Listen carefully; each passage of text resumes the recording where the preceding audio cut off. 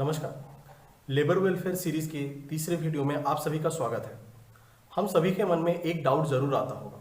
मुझे बहुत मेरे दोस्तों ने ये चीज़ पूछा कि हमें जॉब करना चाहिए या अप्रेंटिस। तो आज हम बात करते हैं इंडियन अप्रेंटिस एक्ट के बारे में। इस एक्ट के अंतर्गत क्या एलिजिबिलिटी है, ज्वाइन करने के लिए मिनिमम क्या क्राइटेरिया है, इस पे क्या बेनिफिट मिलता है, और चौथा कुछ मिथ बस्टर्स। पांचवा हम बात करेंगे हमें जॉब चूज करना चाहिए या अप्रेंटिस। तो आप सभी से निवेदन है, अगर आपको ये वीडियो पसंद आता है तो प्लीज़ लाइक करें, अपने दोस्तों के साथ शेयर करें, नए हैं तो इस चैनल को सब्सक्राइब करें। तो चलिए शुरू करते हैं आज का टॉपिक।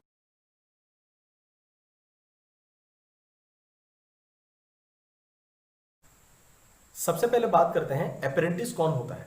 अप्रेंटिस यानी वो इंसान जो दूसरे के लिए काम करता है और उसके बदले पैसे नहीं लेता बल्कि उस चीज से सीखता है।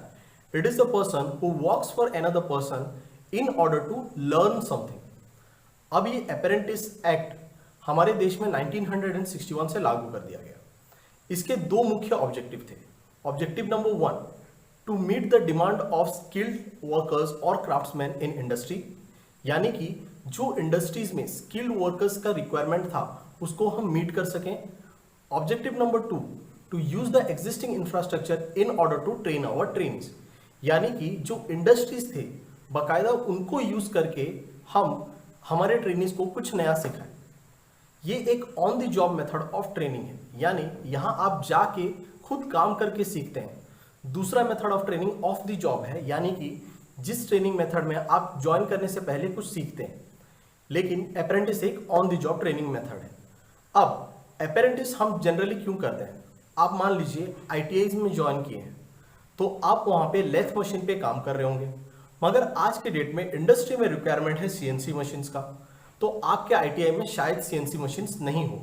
लेकिन जब आप आईटीआई खत्म करके अप्रेंटिस करने जाते हैं तो शायद इंडस्ट्री में आप सीएनसी मशीन्स देखें और उससे आप कुछ सीख सकें जो कि आपके जॉब के लिए हेल्पफुल हो। चलिए बात करते हैं अप्रेंटिस एक्ट के डिफरेंट एलिजिबिलिटीज और बेनिफिट के बारे में। एलिजिबिलिटी, पहला एलिजिबिलिटी, आपकी मिनिमम एज 14 इयर्स होनी चाहिए।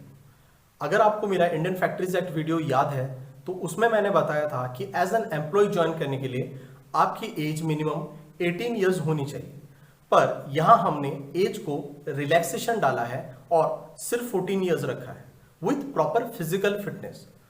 दूसरा, अगर आपको अप्रेंटिसशिप करना है तो आपको अपने आप को गवर्नमेंट के अप्रेंटिसशिप पोर्टल में रजिस्टर करना पड़ेगा, जो है www.apprenticeship.gov.in। अब जहां हम अप्रेंटिस करते हैं यहां हमें सैलरी नहीं मिलता, हमें मिलता है स्टाइफेंड। 2019 के लेटेस्ट अमेंडमेंट के बाद जो मिनिमम स्टाइफेंड था उसे 5,000 से बढ़ाकर 9,000 कर दिया गया। इसके कुछ प्रोपोर्शन गवर्नमेंट एम्प्लॉयर को पेबैक जरूर करता है। इसके अलावा जो और एक अमेंडमेंट हुआ था वो ये है कि इंडस्ट्रीज अपने यहाँ पे 15% तक अप्रेंटिस रख सकते हैं। ये स्लैब इनिशियली 10% था, अब इसे मैक्सिमम बढ़ा के 15% कर दिया गया है। जब आप अप्रेंटिस खत्म करते हैं तो आपको एक सर्टिफिकेट ऑफ प्रोफिशिएंसी मिलता है। इसके अलावा अप्रेंटिस का ड्यूरेशन 6 मंथ से 4 इयर्स तक रखा गया है। अप्रेंटिस को लेके हम सभी के मन में कुछ गलत धारणाएं हैं, जैसे कि you should have studied ITI in order to join apprentice, यानी अगर कोई आईटीआई पढ़ा है तभी अप्रेंटिस ज्वाइन कर सकता है। ऐसा बिल्कुल भी नहीं। 5 कैटेगरीज में लोग अप्रेंटिस ज्वाइन कर सकते हैं, जो वेरी करता है क्लास 5th एजुकेशन से ग्रेजुएट इंजीनियर तक। दूसरा, apprentice only happens in manufacturing sector, ऐसा बिल्कुल भी नहीं। अप्रेंटिस आपके डिफरेंट स्किल इंडस्ट्रीज में भी पाया जाता है। तीसरा, organisation will face loss if it take more apprentice, यानी ऑर्गेनाइजेशन को नुकसान उठाना पड़ता है अगर वो ज्यादा अप्रेंटिस रखता है।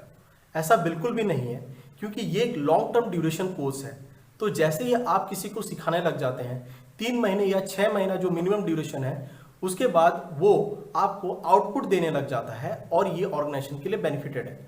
इसके अलावा ऑर्गेनाइजेशन को आपको पीएफ, ईएसआई, वर्कमेंस कंपनसेशन या आपका बोनस नहीं देना पड़ता। इसके वजह से ऑर्गेनाइजेशन के पैसे भी बच जाते हैं। बात करते हैं सबसे इंपॉर्टेंट सवाल के बारे में, जो है अप्रेंटिस हमें करना चाहिए या जॉब। तो समझ जाइए कि अप्रेंटिस हम करते इसलिए हैं ताकि हमारा कुछ नॉलेज एनहांसमेंट हो, हमारा कुछ स्किल एनहांसमेंट हो, ताकि हम एक डिजायर्ड जॉब की तरफ जा सकें। बहुत दोस्त ये बेवकूफ़ी करते हैं कि अगर आपको एक अच्छा जॉब मिल रहा है जहाँ पे कि आपका ड्रीम या आपका गोल ज़्यादा अलाइन है, तो आप उसे छोड़ के अप्रेंटिस करते हैं। तो अप्रेंटिस एक टेम्परेरी कोर्स है जो कि 6 मंथ से 4 ईयर्स तक वेरी करता है। तो अगर आपको ऐसा कोई जॉब मिलता है जो कि वाकई अच्छा है, तो आप अप्रेंटिस छोड़ के जॉब ज्वाइन कर लीजिए।